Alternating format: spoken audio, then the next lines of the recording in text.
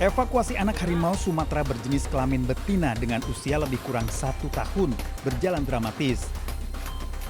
Diduga anak harimau sudah 2 hari terperangkap jerat babi di kebun warga daerah Jorong 5, Kampung Baru, Nagari Padang Metinggi Utara, Rau, Pariaman.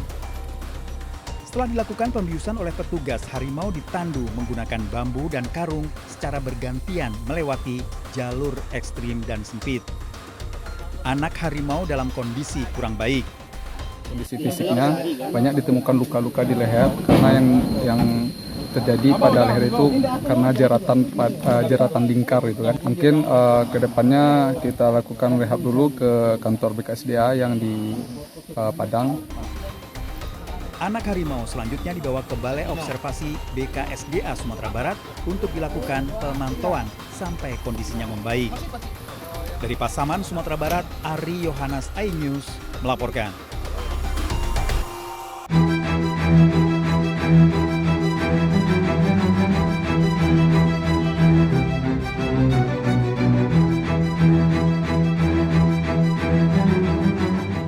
Deretan tas mewah dan perhiasan milik Sandra Dewi ludes diburu peserta lelang dalam gelaran Badan Pemulihan Aset BPA Kejaksaan RI. Tas mewah dan perhiasan tersebut berkaitan dengan kasus dugaan korupsi tata niaga yang menjerat suami Sandra Dewi, Harvey Muiz. Sementara itu, mobil mewah dan mobil sport milik Harvey Muiz lelangnya baru akan digelar pada bulan depan. Untuk tas dan perhiasan dalam ya kami pastikan barang yang kabel adalah barang yang sudah selesai masalahnya, sehingga kami tetap mengawal memastikan barang bisa dimiliki oleh para lelang dengan baik dengan jaminan pasti. Selain tas mewah, replika kursi Firaun yang dilelang juga laku terjual dengan harga lebih dari 80 juta rupiah. Kursi tersebut merupakan aset rampasan dari terpidana kasus Asabri, Jimmy Sutopo. Tim Liputan iNews melaporkan.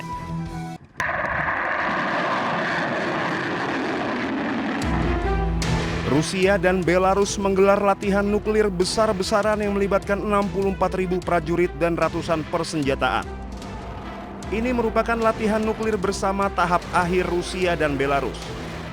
Latihan gabungan ini dipantau langsung Presiden Rusia Vladimir Putin dan Presiden Belarus Alexander Lukashenko melalui panggilan video. Latihan ini berlangsung di tengah gempuran serangan pesawat tak berawak Ukraina yang menghantam hingga pinggiran ibu kota Moskow. 3 orang tewas dan bangunan-bangunan serta fasilitas industri rusak imbas serangan tersebut. Latihan bersama ini juga melibatkan lebih dari 200 peluncur rudal, lebih dari 140 pesawat, 73 kapal perang permukaan, dan 13 kapal selam, termasuk 8 yang dipersenjatai dengan rudal balistik antar benua berhulu ledak nuklir. Selain rudal balistik antar benua berhulu ledak nuklir yang diluncurkan dari darat dan kapal selam, latihan ini juga menampilkan beragam senjata jarak pendek dan menengah. Berbeda dengan rudal antar benua yang dapat menghancurkan seluruh kota, senjata nuklir taktis yang dirancang untuk melawan pasukan di medan perang ini memiliki daya hancur yang lebih rendah. Senjata ini meliputi bom udara dan hulu ledak untuk rudal jarak pendek dan menengah serta amunisi artileri. Latihan ini berfokus pada persiapan dan penggunaan kekuatan nuklir di bawah ancaman agresi. Latihan perang nuklir ini melibatkan satuan rudal strategis, Komando Utara Angkatan Laut Rusia, Armada Pasifik Angkatan Laut Rusia, berbagai pesawat terbang jarak jauh, dan berbagai satuan militer dari Leningrad dan distrik militer pusat. Komando Utara berpangkalan di dekat Murmansk, wilayah Rusia Utara dekat Finlandia, sedangkan Armada Pasifik berpangkalan di kota Vladivostok dekat Cina, Korea, dan Jepang.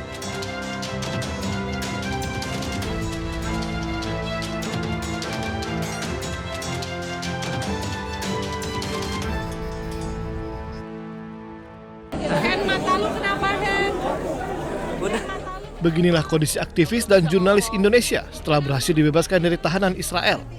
Beberapa di antara mereka alami kekerasan fisik. 9 warga Indonesia telah mendarat di Turki. Mereka akan berada di Turki untuk mengecek kesehatan. Bagi yang terluka akan mendapatkan penanganan sebelum kembali ke Indonesia. Selamat teman-teman, alhamdulillah aman sampai di Istanbul tadi siang.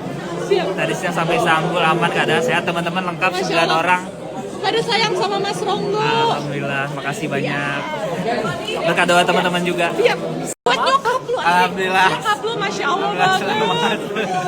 Ngomong apa gitu? Udah, yang penting selamat, doanya aja, terima kasih semua doanya. Dan terus tetap suarakan Palestina. Siap.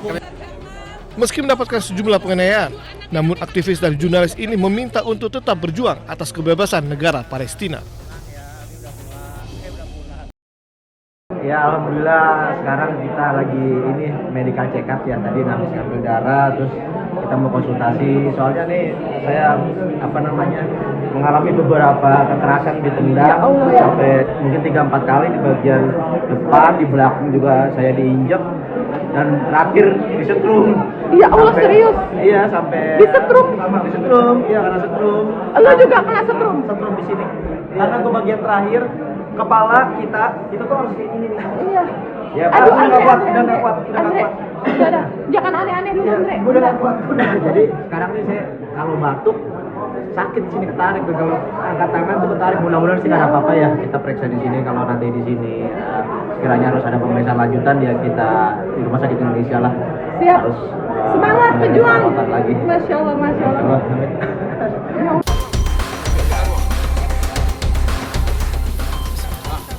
Evakuasi anak harimau Sumatera berjenis kelamin betina dengan usia lebih kurang 1 tahun berjalan dramatis. Diduga anak harimau sudah 2 hari terperangkap jerat babi di kebun warga daerah Jorong 5, Kampung Baru, Nagari Padang Metinggi Utara, Rau, Pariaman.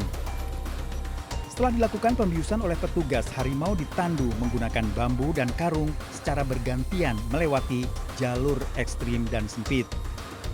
Anak harimau dalam kondisi kurang baik. Kondisi fisiknya banyak ditemukan luka-luka di leher karena yang terjadi pada leher itu karena jeratan lingkar itu kan. Mungkin kedepannya kita lakukan rehab dulu ke kantor BKSDA yang di Padang. Anak harimau selanjutnya dibawa ke Balai Observasi BKSDA Sumatera Barat untuk dilakukan pemantauan sampai kondisinya membaik. Dari Pasaman, Sumatera Barat, Ari Yohanes iNews melaporkan.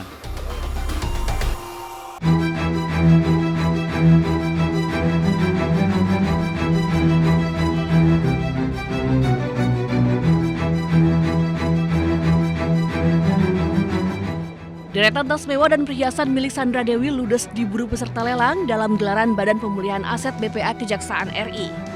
Tas mewah dan perhiasan tersebut berkaitan dengan kasus dugaan korupsi tata niaga yang menjerat suami Sandra Dewi, Harvey Muiz. Sementara itu, mobil mewah dan mobil sport milik Harvey Muiz lelangnya baru akan digelar pada bulan depan. Untuk tas dan perhiasan dalam ya kami pastikan barang yang kabel adalah barang yang sudah selesai masalahnya, sehingga kami akan mengawal memastikan barang bisa dimiliki oleh para lelang dengan baik dengan jaminan kepastian. Selain tas mewah, replika kursi Firaun yang dilelang juga laku terjual dengan harga lebih dari 80 juta rupiah. Kursi tersebut merupakan aset rampasan dari terpidana kasus Asabri, Jimmy Sutopo. Tim Liputan iNews melaporkan.